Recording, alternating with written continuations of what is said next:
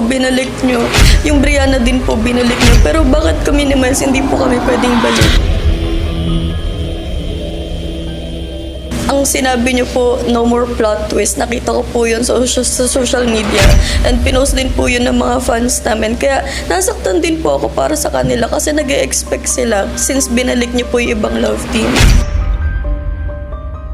Miles and Mitch, kailangan nyong intindihin ang desisyon ng management sa inyo. Kayo ang pinakamatagal na love team sa Run Cup. At gusto ko, mabigyan naman ng pagkakataon ang iba na makasama kayo.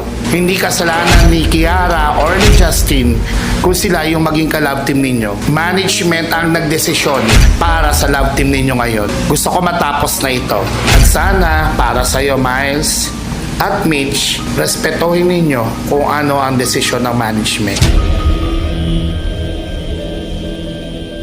Gusto ko magbigay kayo ng inyong last word or kung ano yung nilalaman ng puso ninyo bago tayo maghiwa-hiwalay. Kiara. Ako po sir, kahit ano pong mangyari, hindi po talaga ako papayag na mawawala po yung milyara. Kasi po, nasasayang lang po yung pinaghirapan ko kung mawawala po. Dahil yun nga po yung purpose ko kung bakit ako nandito at gusto ko po maka-love team si Miles. Kaya yung mga ginagawa niyo sa akin, Mitch, Miles, abuso na kayo. Hindi na ako papayag na ganun-ganunin niyo ako.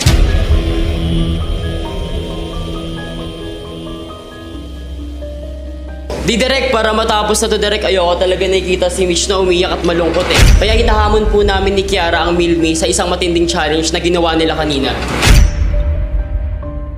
Sigurado ka ba dyan sa desisyon mo, Justin? Kiara, Sir. tinatanggap mo ba ang hamon? Opo sir, pumapayag po ako at lalabanan po talaga namin yung Milmi ni Justin.